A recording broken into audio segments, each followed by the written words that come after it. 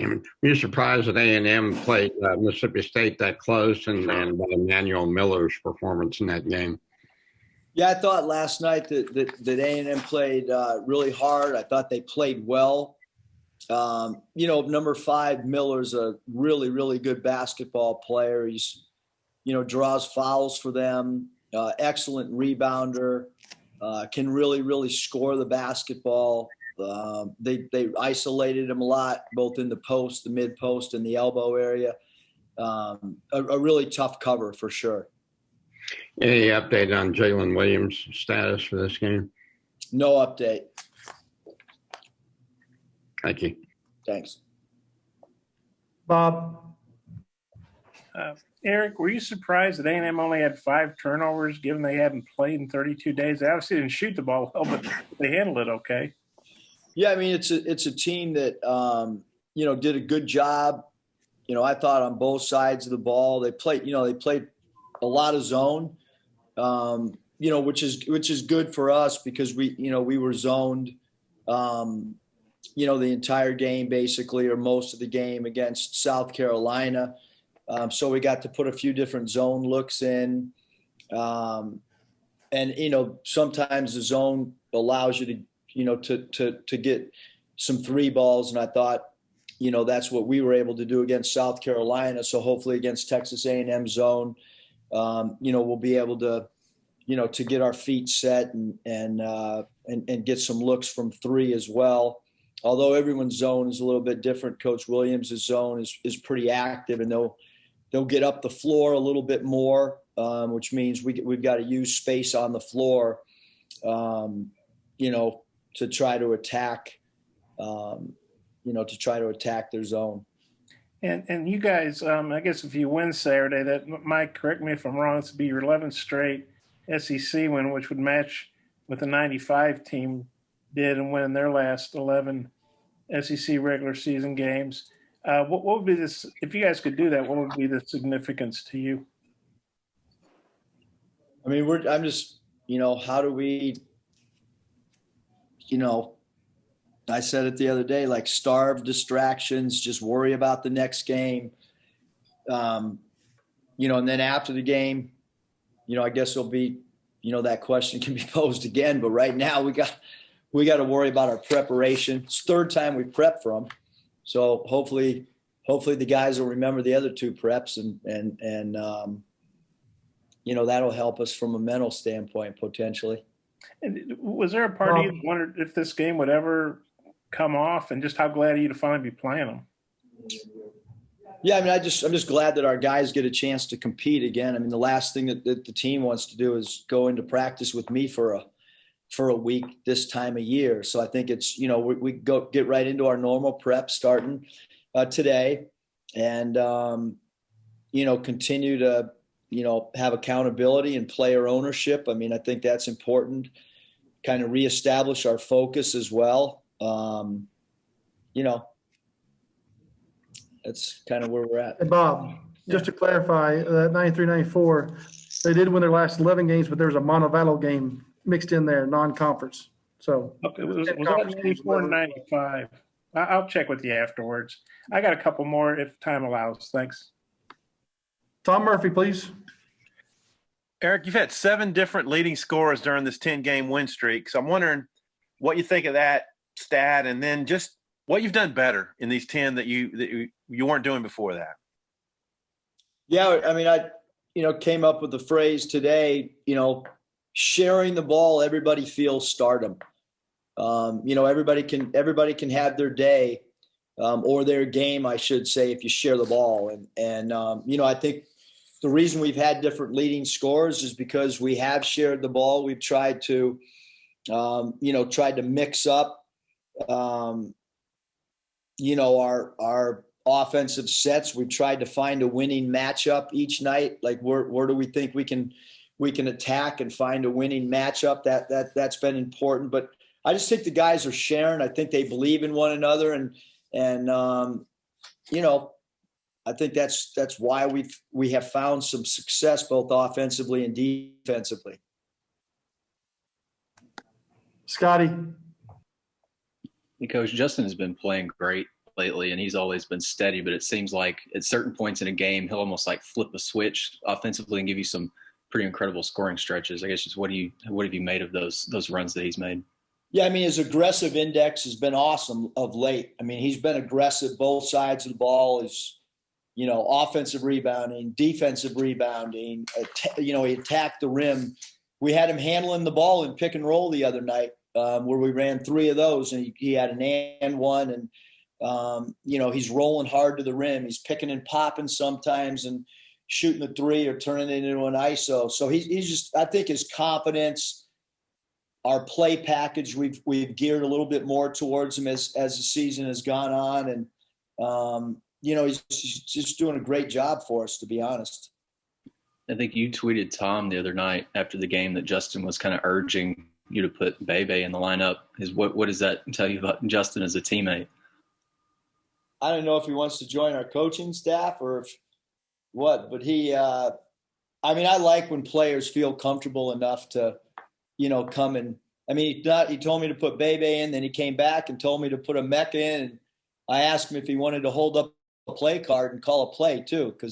But I think it's great that he felt that way about his teammates. I feel a little bad because he was 2 rebounds shy of another double-double, and I took him out without, with COVID, we don't get the hard copy of the stat sheet. It's on a computer. So I'll chalk that up to not having a stat sheet, knowing he needed 2 more boards.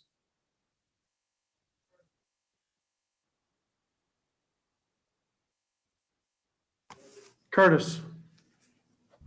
Hey, Coach, you mentioned A&M played pretty well for having such a long break. Do you feel like it might take a while to hit your stride after being off that long? I guess I'm asking, do you expect them to maybe take it up a notch after getting a game under their belt? Yeah, I think anytime, whether it's a player injured, whether it's a team, I think that we've seen teams that have been on pause come out and have great games. We've seen them struggle, then we've seen them get it right back. Coach Williams is a great coach. I love watching his teams play, whether it was this year or in the past. He's a great, great coach. He gets his guys to play really, really hard. They understand their roles. We expect it to be, like last year's games. They were hard-fought games, both of them. And, they got some good pieces. Jackson's a good scorer. J.J. Chandler can shoot the ball. And, Gordon's played the point well for him. And Miller we've talked about, offensively. And Flag's he was really good player last year. So he's a good player this year. They got a really, really good team.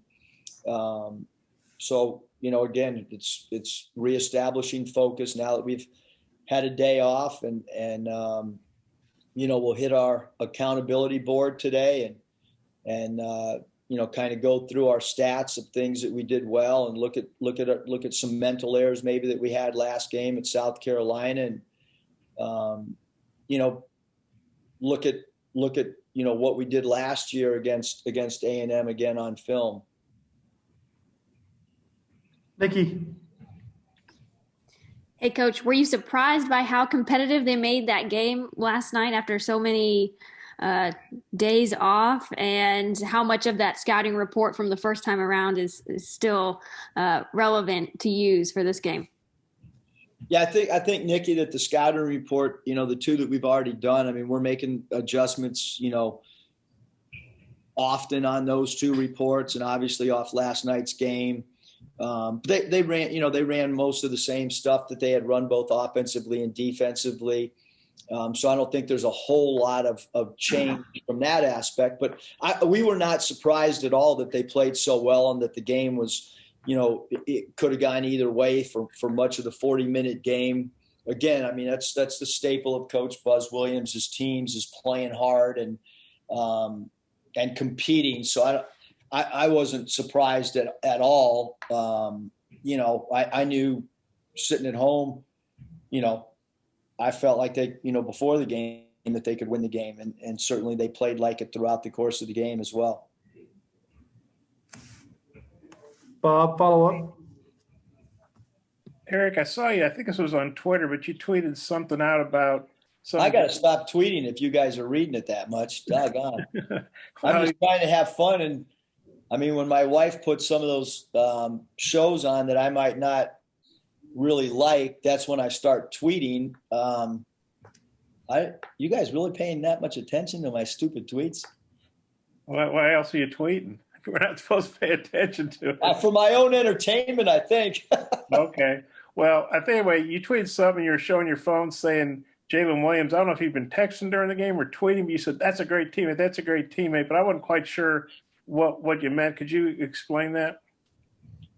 Yeah, he was texting with several staff members, GAs, and obviously we didn't know what he was. I mean, we didn't know till we grab our phones, which for me sometimes doesn't occur until after our media session. But yeah, some of the guys, after I addressed the team and was headed back to the coaches' locker room, had grabbed their phones, and we all kind of looked at him, and Jalen was kind of texting his thoughts on things that were occurring during the game, which I thought was really, really cool. I mean, how's he doing not being able to play right now and being away from you guys, I assume? How's he handling that as a young guy?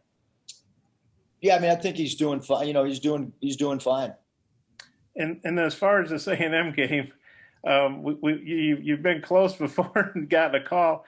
How confident are you that you'll play A&M Saturday? And do you have any backup plans in case the Aggies can't play?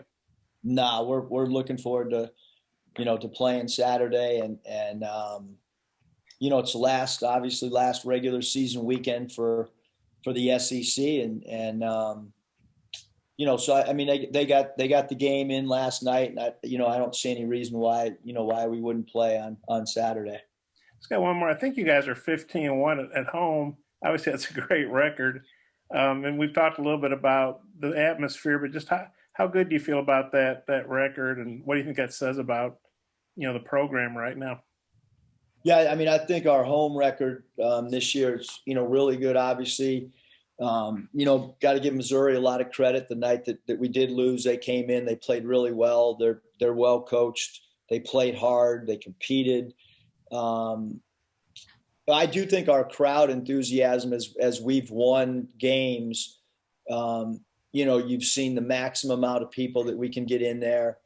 The student section's been, I keep saying it because, I mean, we know because we travel around to other places. Like, I think that Bud Walton has the best pandemic crowd in the history of pandemics.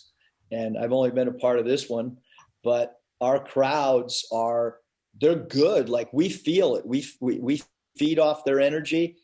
So I mean, the crowds have been great. I don't know if I answered all your question, Bob, or what I left out. I remember the Auburn game in particular. You guys are coming off a rough week, and then you're down 19, and things aren't looking very good. And I remember looking around the crowd, and people weren't booing or they weren't getting up and leaving. They were cheering. They were trying to get you guys back into the game. That particular game, the Auburn game here, do you remember how the crowd impacted that your all's comeback? They were loud. They were energetic. We were kind of flat. We were discombobulated. We were fragile. I don't know, whatever. I'm sure the people on Twitter were not, you said there was no booing in the arena. I'm sure Twitter, if you could boo on Twitter, there's zero doubt when we were down 19 against Auburn, people were booing on Twitter. I promise you that. But in Bud Walton, we heard nothing but positives. Yeah. I just got one more. I saw where Ben Howland said after last night's game that A&M had not played as that zone. They were very caught off guard by that. I guess that's why it took Mississippi State a while to get into the game. But did that zone surprise you? And I guess now you got to be ready for whatever they play. Yeah, I mean, no, they changed up their zone. They mix up the looks of the zone. They even had number 15, a coup at the top of their zone. Which if they're going to put a center up there, we're going to have to attack it. With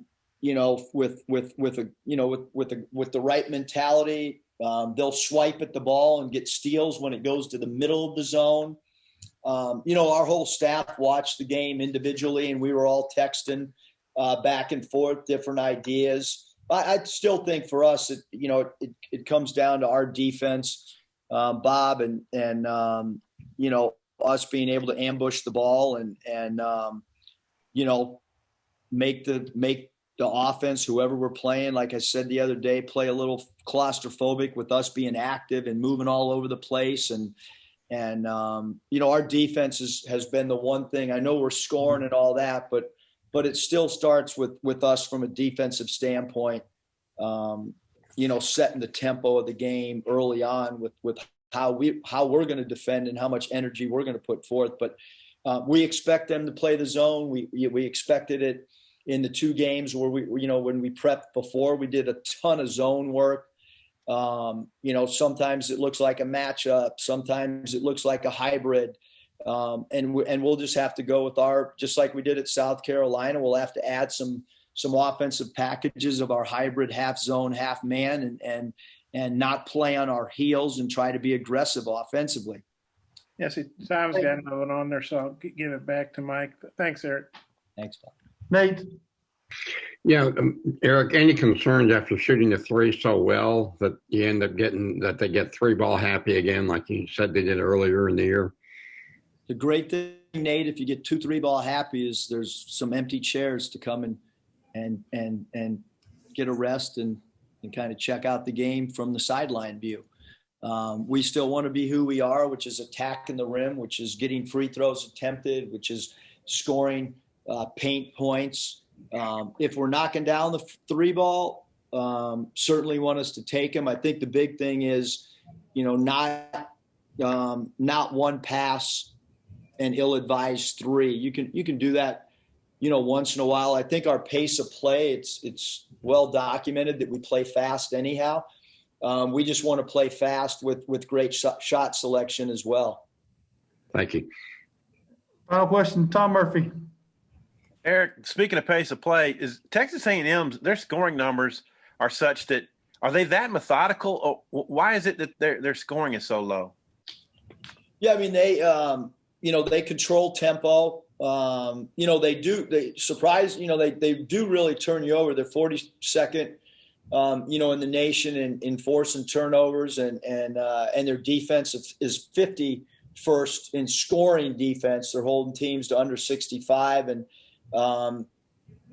so they make you run a little bit of clock on offense, and then when they're on offense, they'll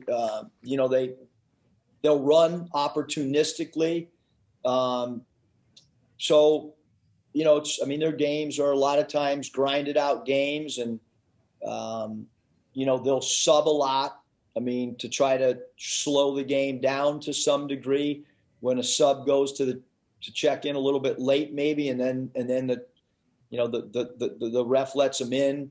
So there's little things that we've picked up on. When the ball goes through the net, we've got to get the ball out quicker before they can tap it to the referee after they score. So there's little things that we've dissected and tried to study them as much as we possibly can.